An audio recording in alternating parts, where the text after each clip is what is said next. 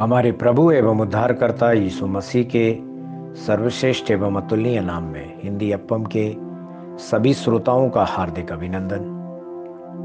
आज दिनांक 18 नवंबर दिन बुधवार सन 2020 का मनन के लिए पाठ। आज का शीर्षक है राजा के सामने पेश होना। प्रेरितों के काम 27वें अध्याय का 24वें वचन, जहां इस तरह लिखा है, हे पौलुस मत डर, तुझे कैसर के सामने खड़ा होना अवश्य है। देख, परमेश्वर ने सबको जो तेरे साथ यात्रा करते हैं तुझे दिया है। अजी जो समुद्र अशांत था, जबकि लहरें जहाज पर टकरा रही थी। एक तूफानी हवा, भयानक लहरें और जहाज को नियंत्रण में लाने के लिए किए गए सभी प्रयास निरर्थक साबित हुए। जहाज के सभी माल को समुद्र में फेंक दिया गया। सब जगह अंधेरा छा गया, क्योंकि सूरज को कई दिनों तक नहीं देखा गया था। यात्रियों को बचने की कोई उम्मीद नहीं थी। मृत्यु के भय ने उनके दिलों को जकड़ लिया और उन्हें हिला कर रख दिया। आप अनुमान लगा रहे होंगे कि यह कौन सा जहाज था और इसमें कौन लोग यात्रा कर रहे। वह जहाज रोम की ओर जा रहा था। पौलुस प्रेरित उस जहाज में एक कैदी के रूप में मौजूद था।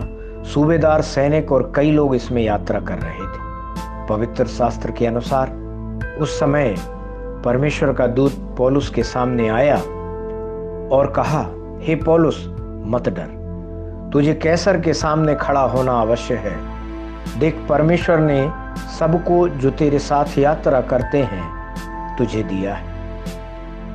ऐसा प्रेरितों के काम 27वें अध्याय के 24वें वचन में हमने देखा। 14 दिनों के संघर्ष के बाद तूफान थम गया। समुद्र सामान्य हो गया। वे सभी सुरक्षित रूप से माल्टा के रूप में ज्ञात द्वीप पर पहुंच गए। उस द्वीप के मूल निवासियों ने उन पर अनोखी कृपा की। ऐसा प्रेरितों के काम 28वें अध्याय के पहले और दूसरे वचन में हम पाते हैं। परमेश्वर के प्यारे बच्चों, हर एक क्लेश के बाद एक दिव्य शांति है। क्लेश के समय हिम्मत ना हारें। विश्वास के साथ अपनी आंखें परमेश्वर की ओर उठाएं। आपके कानों में एक मधुर आवाज सुनाई देगी। डरो मत, तुझे कैसर के सामने खड़ा होना अवश्य है।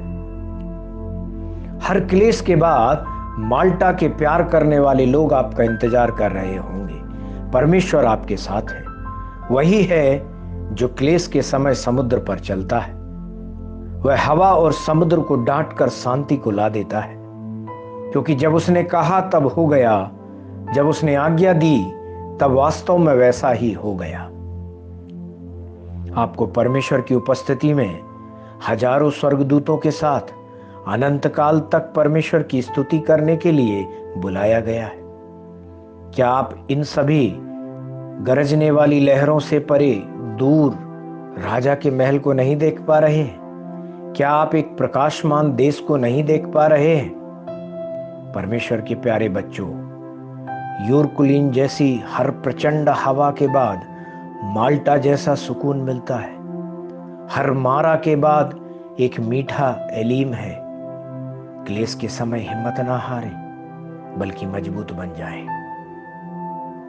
आज के ध्यान करने के लिए जो वचन है, भजन 34 उसका 19वां वचन, जहां इस तरह लिखा है, धर्मी पर बहुत सी विपत्तियां पड़ती तो हैं, परंतु यहोवा उसको उन सब से मुक्त करता है।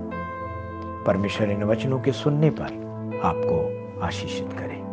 परमेश्वर करे आपके जीवन में भी जब इस तरह से कठिन परिस्थितियां आती हैं, आंधी और तूफान आपके जीवन में विरोध में खड़े होते हैं, तब इन वचनों के द्वारा, इन वचनों के अनुसार परमेश्वर आपके मन को शांति दे, आपके जीवन में बड़े बड़े काम करे। आमीन।